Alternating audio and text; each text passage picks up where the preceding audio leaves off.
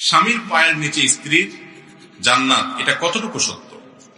স্বামীর পায়ের নিচে স্ত্রীর জান্নাত, এটা একেবারেই মিথ্যা। অর্থাৎ কোন হাদিস দ্বারা এরকম কোনো কিছু প্রমাণিত নাই যে নবী করিম সাল্লাল্লাহু আলাইহি ওয়াসাল্লাম বলেছেন বা কোরআন হাদিসে কোথাও আছে যে স্বামীর পায়ের নিচে স্ত্রীর জান্নাত। তবে হ্যাঁ, এটা ঠিক, স্বামীর আনুগত্য, স্বামীর নির্দেশ মেনে চলা, তাকে মুরব্বী হিসাবে, অভিভাবক হিসাবে গ্রহণ করা এবং যথাসম্ভব আদব লেহাজ ইত্যাদি বজায় রাখা আল্লাহকে খুশি করার জন্য, এটা নারীর জান্নাতে যাওয়ার জন্য গুরুত্বপূর্ণ একটা পূর্ব শর্ত। নবী করিম সাল্লাল্লাহু আলাইহি ওয়াসাল্লাম বলেছেন, ইযা সাল্লাতিল মারআতু খামসাহা, কোন নারী যখন ৫ ওয়াক্ত নামাজ পড়ে ঠিকমতো, ওয়া সামাত শাহরাহা, রমজানের রোজাটা রাখে ঠিকমতো, ওয়া আতাআত যাওজাহা, স্বামীর কথা মেনে চলে, সারাদিন তর্ক করে না, ভেজাল লাগায় না এবং বেয়াদবি করে না, মেনে চলে, যেটা এখন হারাই গেছে সমাজ থেকে।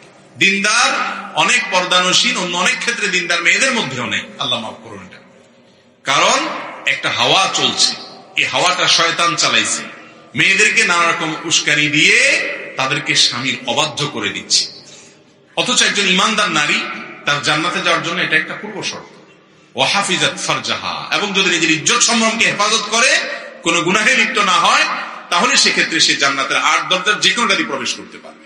তো এই জন্য একজন নারী জান্নাতে যাওয়ার জন্য তার স্বামীর যৌক্তিক এবং বৈধ নির্দেশগুলো মেনে চলা, আনুগত্য করা এবং স্বামী এবং তার নিজের চরিত্র হেফাজতের উপর দায়িত্ববান থাকা, এটা তার কর্তব্যের অংশ। এর মাধ্যমে তিনি জান্নাতে যেতে পারবেন। তার মানে এই না যে স্বামীর পায়ের নিচে জান্নাত আছে।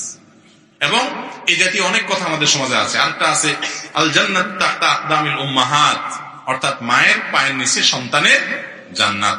এইভাবে এই ভাষায় হাদিসে বর্ণিত হয় না বিশুদ্ধ ভাবে, বরং যেটি আছে সেটি হলো এক সাহাবী নবী করিম সাল্লাল্লাহু আলাইহি ওয়াসাল্লামের কাছে জিহাদের ময়দানে যেতে চেয়েছেন অনুমতি। নবী করিম সাল্লাল্লাহু আলাইহি ওয়াসাল্লাম তাকে বলেছেন, তোমার মা বেঁচে আছে কিনা, বাবা আছে কিনা? তখন তিনি বলেছেন আছে। যখন বললেন বেঁচে আছে, বললেন সেইখানে তুমি জিহাদ করো, অর্থাৎ তাদের খেদমত করো। কোন কোন বর্ণনা আসছে যে তাদের পায়ে পড়ে থাকো, অর্থাৎ সেবা করো, আর জান্নাত তোমার জন্য সেখানে আছে।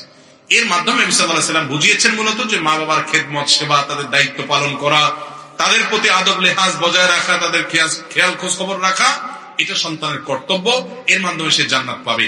তারা হলেন আমাদের জান্নাতের দুয়ার।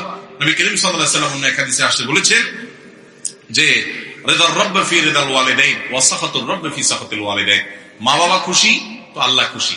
যৌক্তিক কারণে যদি মা বাবা নাখোশ হয় তো আল্লাহও নাখোশ হয়ে যায়।